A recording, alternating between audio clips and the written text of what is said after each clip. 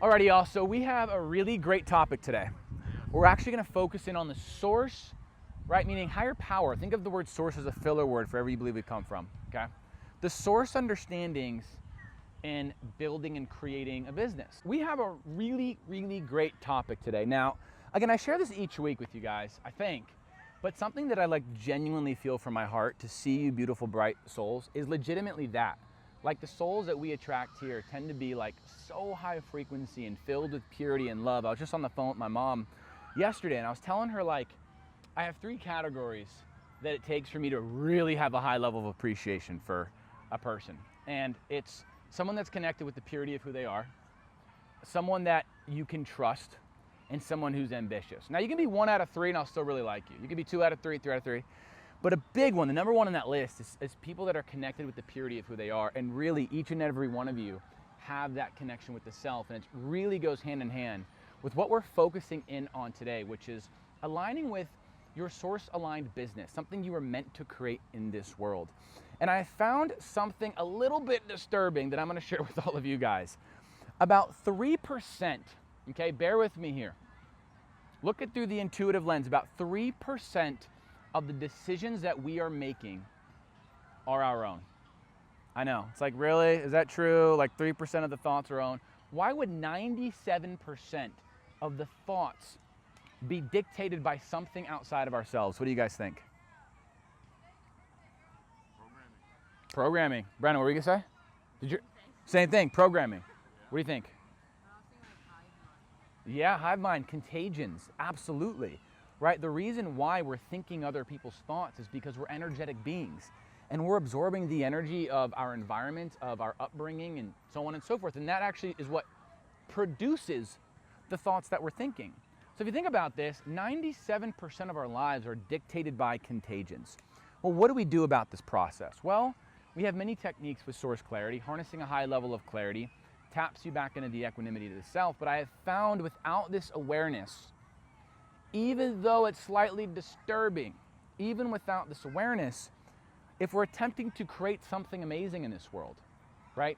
Create a high frequency business in this world, it's gonna be a little bit difficult if our decision making is hijacked by the contagions of the outside world. And so I found a solution to this, okay? And the solution is what? Where do you guys think I'm going with this today? We sort of briefly talked about it last week. Say it again. That's great. That's one technique. What allows us to live life guided by all of who we really are? Play. Okay. Great. Play, joy. Our heart. Yes. Sure. Yes, we'll go with heart. No, that's great. Actually, yes, our heart's intelligence, which is our intuitive self. The greatest guiding light that each of you have on this planet, it's within you. The greatest North Star that each of you have on this planet, it is within you. And when we learn to develop a relationship with this inner guiding light, we're no longer living a life influenced by our wounding. We're no longer living life influenced by who we think we should be. And we're now living life guided by the equanimity, the purity, and the joy of who we really are. When you're living a life influenced by who you think you should be, it just creates more of that experience in your life, right? I was working with someone recently, and it's really interesting how the physical body is reflecting when we feel out of accordance, out of alignment with the purity, the equanimity, the intuitive self. And I was working with someone recently that had knee problems for as long as they can remember. And I'm looking intuitively at their life from a bird's eye view. And they were attempting to heal this knee situation through all the practical ways, okay? Whether it be through like chiropractic care, whether it would be through like knee exercises, all these other things. And that's great, okay? That's actually like plays a role in our healing. It's a piece of it. But the knees, hello, the knees, they actually are reflective of what? So every aspect of the body, right? All the ailments, the blockages that we attract, they're reflecting our relationship with the self in the different areas of our life. So what do the knees represent? Say it again? Flexibility. Yeah, flexibility, right? So if we're having knee problems, it's gonna reflect where we're feeling inflexible in our lives. So as an intuitive, I'm looking in and I'm saying, where is this person feeling a high level of inflexibility when it comes to their life? Sure enough, it had to do with their soul path and their soul pull. Something we in this community, we call it the higher self path. I want you guys to remember that. What's it called? Higher path. Nice, Ashna. Yeah. It's a higher self path. So I looked in and I saw that they were feeling pretty inflexible in regards to their connection with what they were legitimately built to do in this world. And long story short, we connected with their higher self, connected with their guides, saw they were meant to do all these things, one of those things being a podcast. And it was challenging for them up front. But sure enough, months later, the knee pain starts to dissolve. And it's really interesting that I have found that all the obstacles in our life, all the challenges in our life, yes, they're a reflection of our own imbalances with ourself and our life. But I want you guys to get this, okay? There's a higher self path instilled within each and every one of you. It's the most joy-filled. It's the most financially prosperous. It's where your dream romantic partnership resides. When we are out of alignment with that path, I want you guys to hear this. That's where the obstacles really get loud. This Source is so brilliant in the way that Source created this universe and this life. Source designed this universe so that all the obstacles would align us with what we are built to create in this lifetime. And today we're talking about the Source understandings of business, right? Creating something remarkable in this world. Well, the first step for all of you here is to begin to understand that there is an intuitive self that resides within you. There's an inner guiding light. There's an inner compass that resides within you.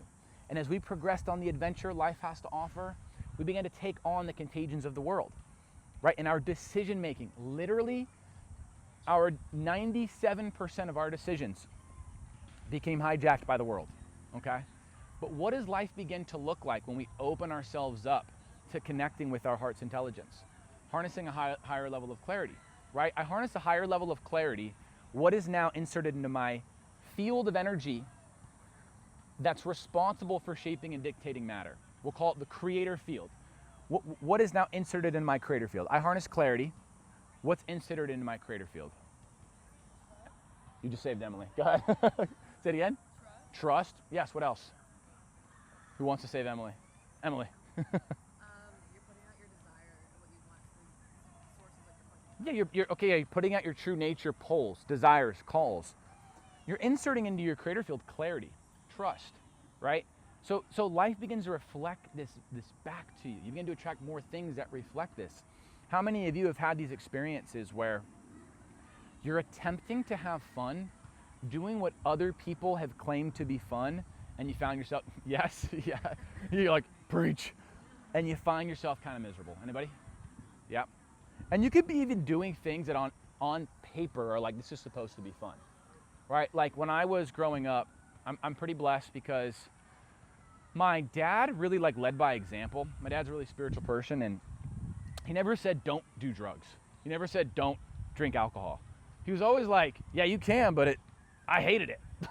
And so my brother and I were always like, we don't really feel the call to do it. We never felt like we couldn't. He just kind of led by example. He'd be like, yeah, go ahead, but oh, all my buddies that did it, they couldn't remember. He'd be telling us about the stuff. So, I was blessed to have had a parent that, where was I going? Oh, God, I do this every week. Oh, God, I was sitting here panicking. I was like, where's I going with this sentence? Right.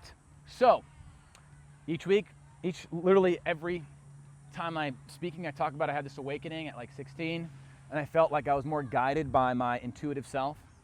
And things really began to transform in really special ways. It felt like a movie, okay?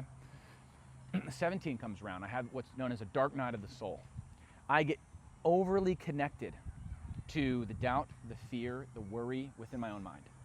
And I start to live a life influenced by what I thought would bring me joy. And I literally remember telling my dad, I'm going to smoke weed and drink. And I went in the garage, and I've shared that story here before. It was a nightmare. It was horrible. But I won't go down that path. But I started to do things that were not guided by my true self. And literally the experiences were so unfun. I don't even know how to explain it. I felt this tight restriction in my chest. My magnetism completely decreased. I felt like I couldn't really get anyone to prioritize me to save my life because I was living life influenced by who I maybe thought I was or who I should be, doing things that, like before, I wasn't doing that. I was like the one kid maybe sober at a party and like getting my friends at night to go play light up frisbee. And like, it was so fun. Like these ideas that would come through that, you know, most people weren't doing. And that's where I found my true joy. So for all of you guys, I want you to think about where you can begin to engage with activities that the ego is going to flare up. Okay, so like I had this intuitive pull to engage with firearms training. It's never anything that I would have thought would have actually brought me a high level of joy. But I've spent over 12 years developing intuition, and now I ask questions about everything. And I heard intuitively that firearms training would be so fun for me. And I had to like engage with this activity, purchase a firearm, go like to this place to get trained, and it literally flared up all of these defenses within my mind. Any sort of like conditional judgment I had against firearms, any like idea of like who I am as a person, like no, I'm like more an artistic person. I like to like sing and play the guitar and play piano and all those other things. But I had to like lean into this heart pull, P-U-L-L. And sure enough, it was like the best thing ever. Like Steph, who's in California now, but she's typically here, she ended up going to this place. Like just, I didn't know that she went to the same training as I did. We would run into each other, met the best people ever, and it just led to more joy, more prosperity, more goodness, more of a connection with my masculinity, right? Because I spent a lot of time engaging with my femininity, my inner feminine, with intuition, creativity, and things of that nature. But I actually had to learn to get comfortable knowing I can handle and do hard things. So I want you guys to think about in your own lives, what's the thing that you're pulled to experience more of? Okay, maybe it's like, maybe this week it's like, I feel like intuitively called to call a friend that I haven't called in a long time, okay? Now here's where intuition's a little bit tricky, right? Intuition is the ability to see your life from a bird's eye view. Your intuition might be pulling you to call a friend from your past, okay? Maybe it doesn't go as smoothly as you thought. Why would that still be wildly beneficial for you? What do you guys think? Say it again? Right, you followed your intuition. How could that actually, like, and let's say they don't answer or you call them, the phone call doesn't go great. How could that have actually been still the right intuitive move? Huh? Butterfly effect. Yeah, so maybe you're like, you have to learn how to love yourself unconditionally regardless of how something goes. It teaches you to be unconditional. I mean, I've done this. I've called friends from my past, and I had one friend that I was really close with when I was like 16, and they didn't answer right away. I mean, I think it took them like maybe over a year to actually, I got a random text one day, and then we ended up talking after a year, and we were on the phone for like 6 hours. And if I would have criticized that first intuitive pull or the calling to call them, and then they didn't answer or whatever it meant, judging myself, no. Your intuition sees your life from a bird's eye view.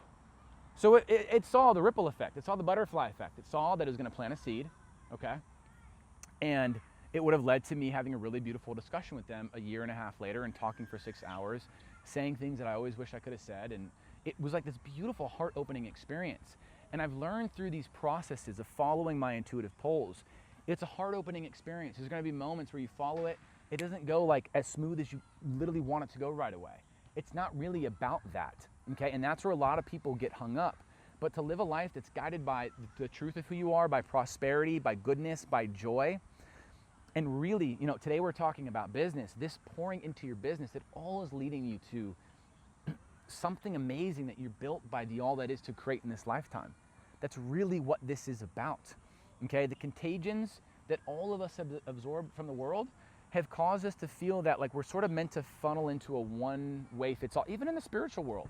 I mean, it drives me crazy. There's all of these traps in the spiritual world, okay? There's traps in religion, there's traps in spirituality, there's traps in, you know, you go modalities outside of that. There's traps every single which way that you could possibly think of, okay? This is how the universe operates. You can think of your higher self path, the path that you are destined to live out, the one that's gonna bring you the most joy, prosperity, and goodness. You can think of it like being on a highway. Okay?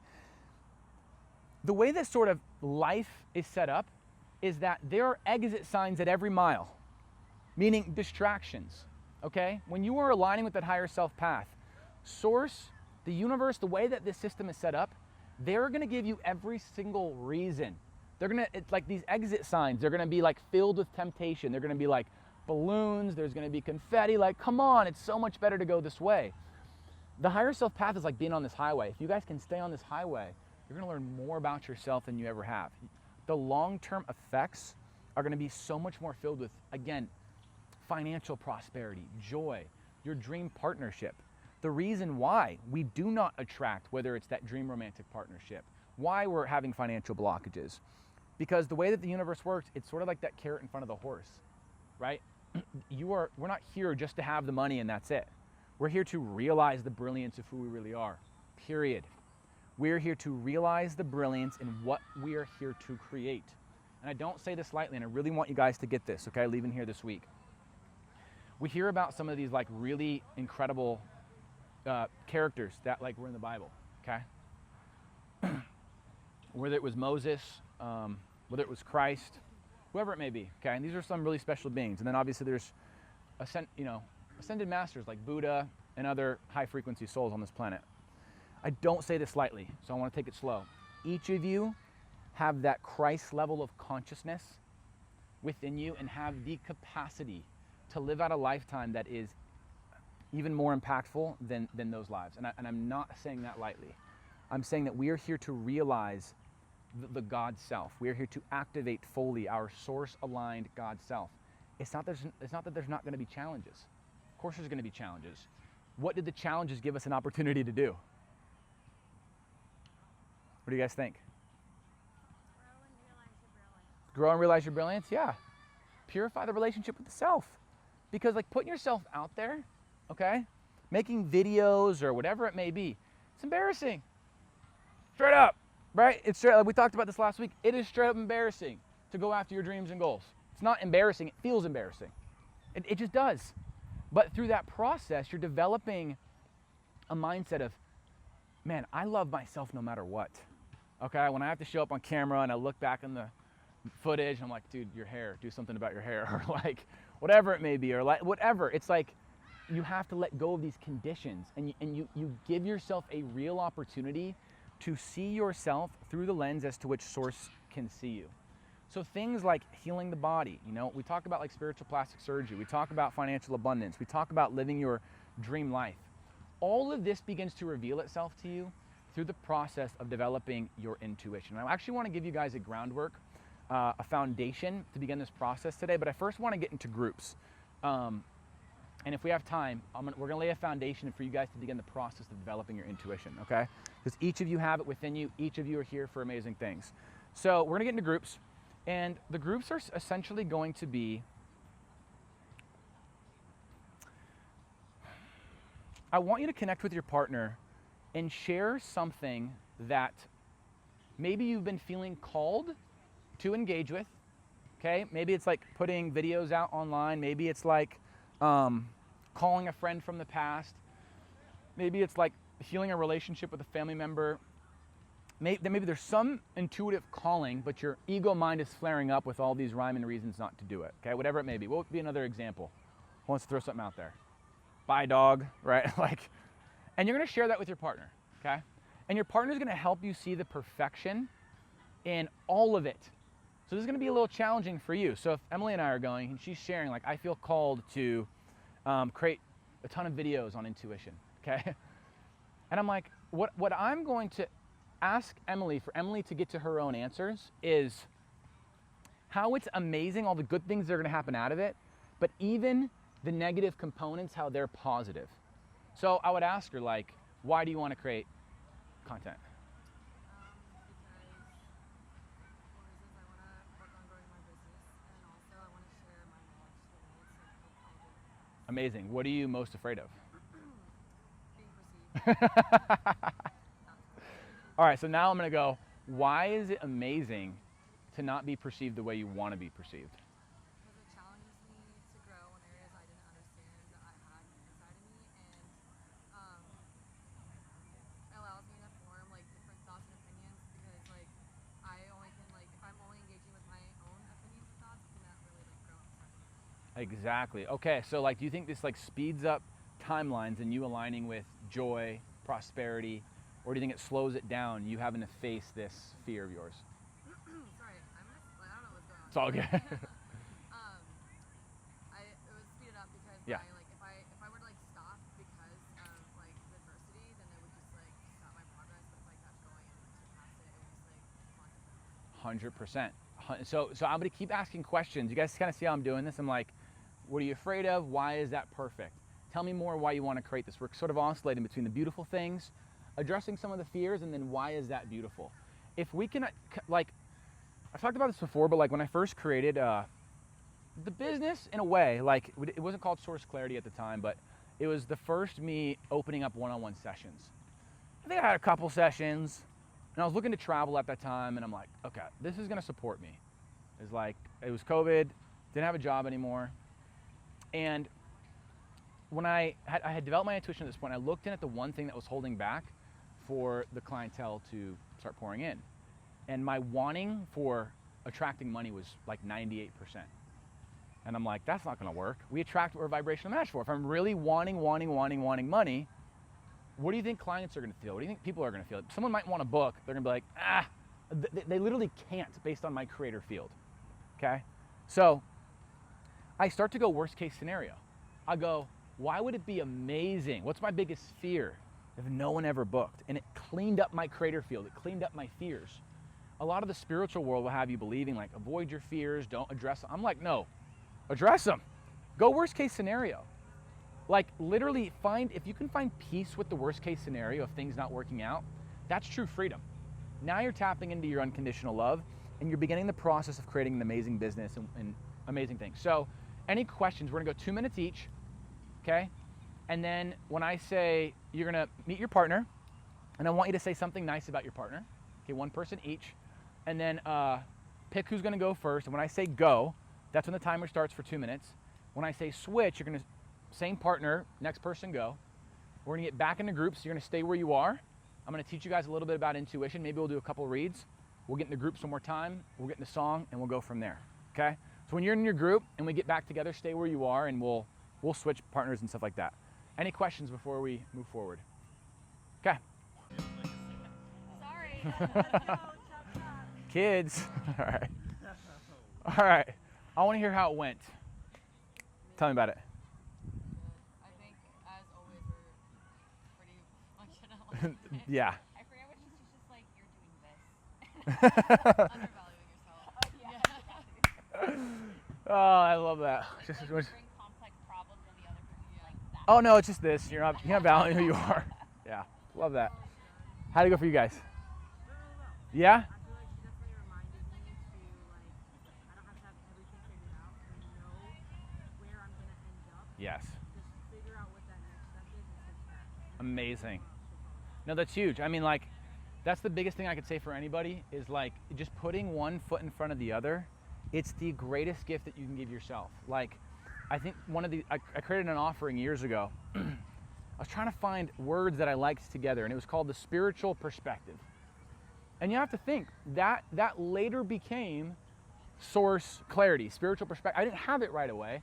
It was there. I almost channeled it, but it wasn't fully that. And then it became Soul Clarity, and I was like, ooh, this is it. 2 weeks later, Source Clarity. And so if I didn't like put that out there in the world and have spiritual perspective, and then I had all these different names for podcasts, and I just had them out there. Wonder, the Wilder podcast. Then all of a sudden, we Source, oh my God, but I couldn't have channeled that if I didn't put one foot in front of the other. So huge breakthroughs happen when you just go, you know what? Like, no one's really thinking of me in the way that I think they are. Like, if you think of anyone that's really successful, like, who are the big podcaster? You got Rogan, who? Jay Shetty, Mel Robbins, Call Her Daddy. So like, you're not like going into their like episode 2, 3, you're like, oh my God, they're so shitty. You don't give a shit. But yet, how many of you guys can relate to this? Like, you're creating something and you're like, oh my God, like everyone's gonna judge this, or like, yeah, like think about it. They probably have like thousands of views in their first couple of episodes just because people have gone back and seen it. No one cares. They're trying to figure it out. They're putting one foot in front of the other, right? It was this other podcaster called Diary of a CEO. Have you guys heard of him? Yeah. And he just kind of posted something about like one of his first podcasts, and his hair was kind of funny. He was at this like desk. The lighting wasn't great. No one cares, right? this is part of the adventure life has to offer, is putting one foot in front of the other. So I love that you shared that. Anyone else want to share? Yeah, I'll share. Go ahead. Yeah, just Brenda was really helpful because Amazing. I have a history of like I'll start making the videos and then I'll like quit. And you'll what? And then I'll quit. I get it. I've been there, yeah. Why does it keep happening? And Brenda helped me because she gave this reframe to the question where she was like, well, yeah, well, what would they give you? And eventually I realized, oh, like that's how I connect the audience to find out how to help them. Yes. Like they're telling me what they want help with and how they want help. Yes. Through the results of the video. Yes, amazing. And I've realized too, like any problem that I'm experiencing, someone else is also experiencing, especially the people that I work with. Like they're probably going through the same things. All the hesitancy I had, all the second guessing I've had in myself, and sure enough, you know, you attract people that are that way, and you've been able to like move through it. So you have all this data, this information, this knowledge that was lived.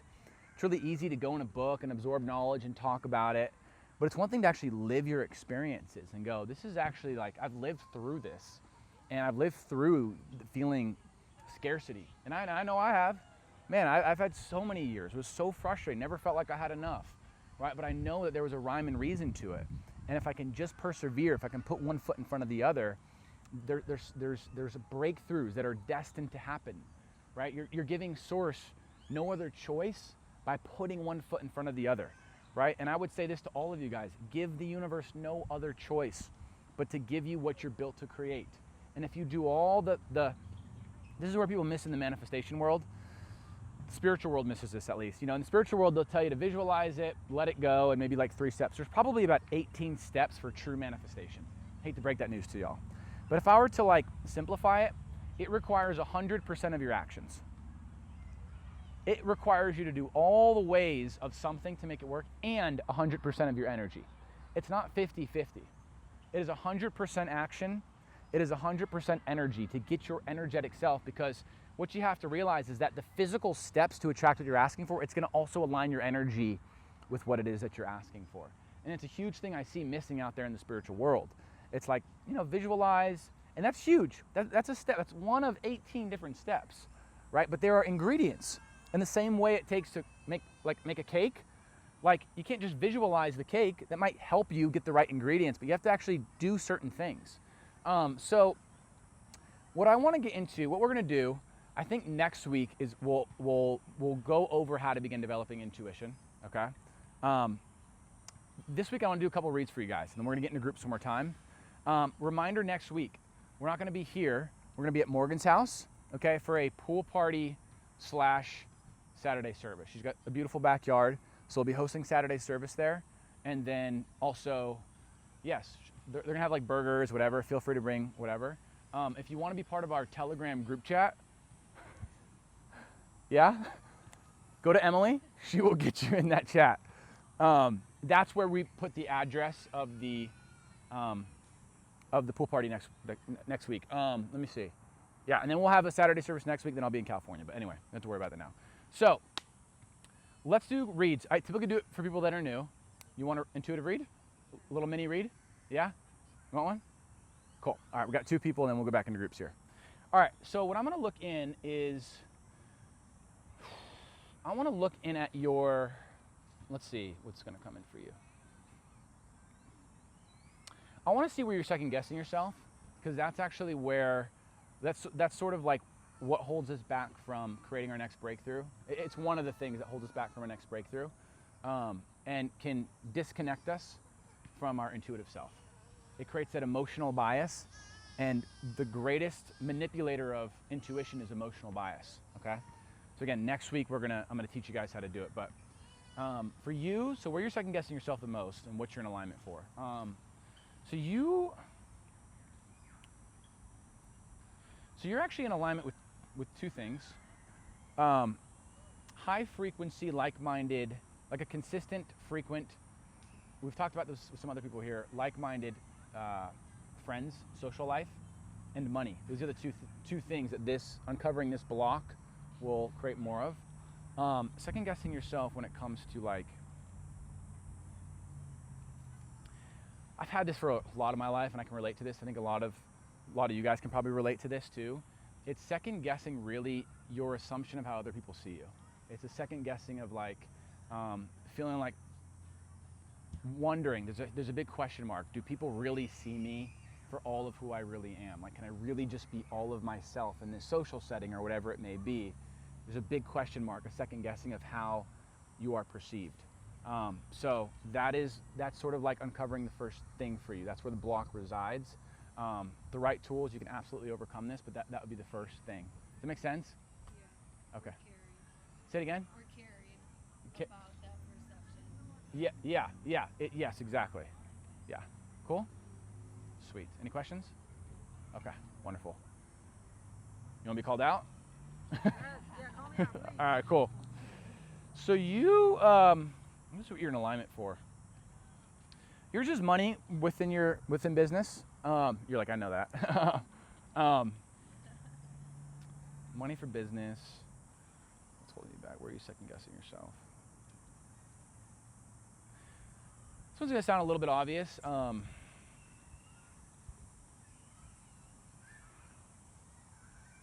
There's a huge, there's a pretty big fear that you will land in the wrong place and you won't be able to impact the people that you're meant to impact on wherever you go. That's sort of the block right now. And so it's sort of like,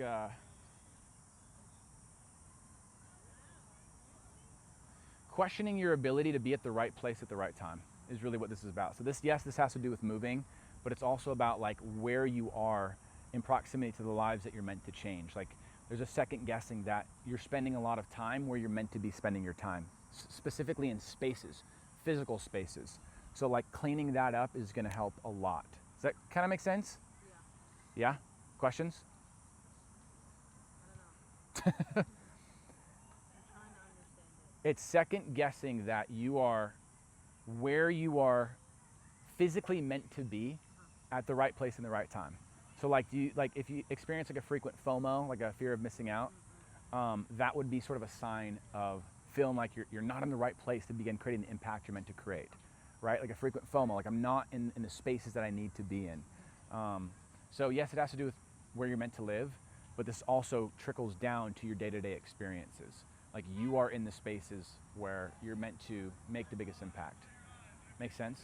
So again, this starts with the mindset first, and then the actions follow suit. Cool? Okay, wonderful. Questions before we get back into groups here? Okay, so here's what we're gonna do. I'm gonna sing a song. We're gonna get in groups, and that's gonna be our Saturday service, okay? Because I see how much you guys love connecting with each other. So I'll do the 2-minute thing, but then I won't be yelling at you guys after to come gather back. So, so this Wednesday, we have something known as Creating Clarity webinar. We have them each Wednesday, completely free. So for those that feel called to take things a step further, whatever it may be, we have a webinar. We have 2 podcasts. One of them is this. We record this. We also have the Source Clarity podcast. And then next week, again, the party. You can go to Emily for that to get on the Telegram chat. And then for those that are ready to take things a step further, advanced ways, we have all the ways for you as well. So you can come up to me. And that should be it. Okay. So let's sing some songs and we'll get into groups.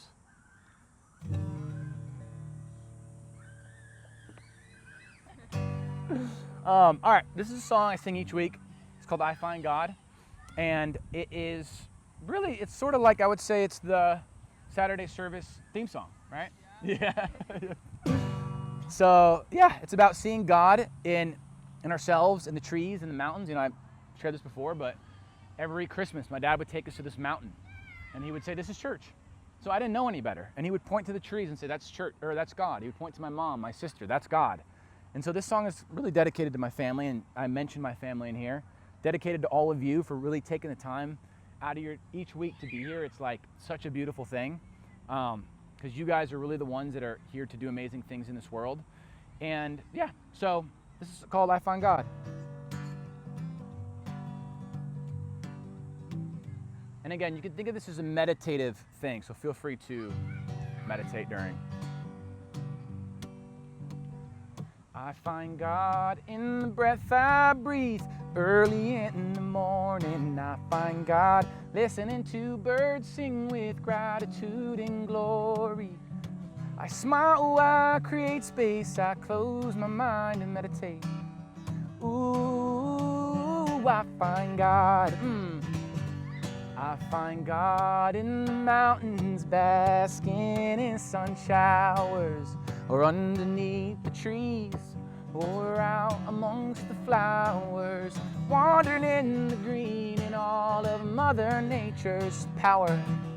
Ooh, I find God.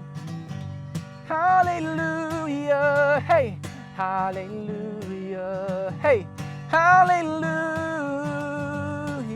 hey, hallelujah, hey, hallelujah, hey, hallelujah,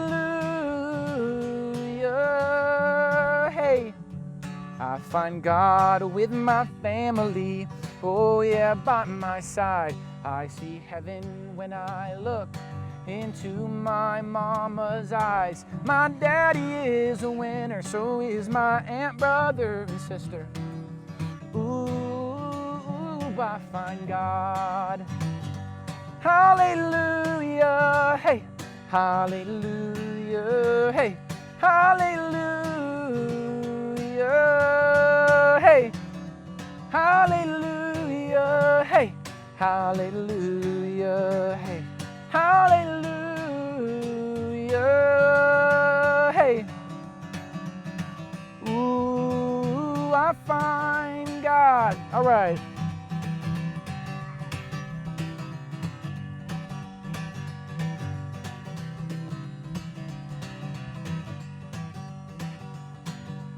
I want you guys to go ahead and see if you can find one thing you're grateful for. And I want you to see if you can sit with that emotion and feel it in your chest until you emotionally connect. And if there's thoughts of resistance that arise, that's okay. I want you to playfully appreciate those thoughts of resistance. Say thank you, thoughts, and go back to this thing that you appreciate. Maybe it's the trees, maybe it's your friends, maybe it's you. Gosh dang it, maybe it's you.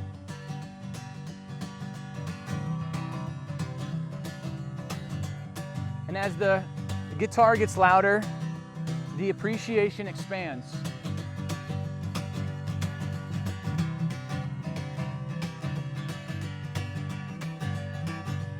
I want you to see if you can feel the innate play of your inner child.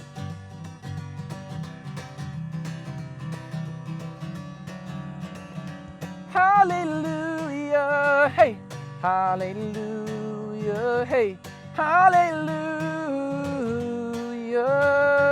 hey, hallelujah, hey, hallelujah, hey, hallelujah, hey, hallelujah, hey, hallelujah, hey, hallelujah, hey, hallelujah, hey, hallelujah, hey, hallelujah, hey. Ooh, I find God.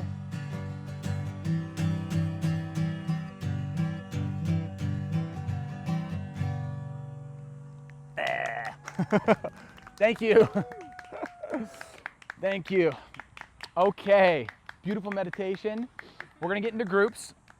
You're gonna share something, we call these gratitude groups. You're gonna share something you're grateful for, and what are we gonna do? Who remembers?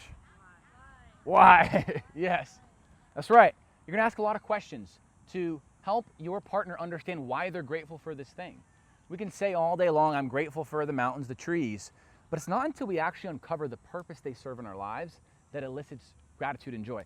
It's why friends, we feel grateful for them because we can feel the immediate value they provide. So for like, I'm grateful for my hair or my ears or my eyes or the trees or my dog, or you start to share why. So your partner's just gonna ask, you're gonna start with why, and then ask follow-up questions to really elicit that feeling of gratitude. We're gonna do 2 minutes each, and then that'll be Saturday service for today, and you guys can continue to chat or do what you need to do. So let's go with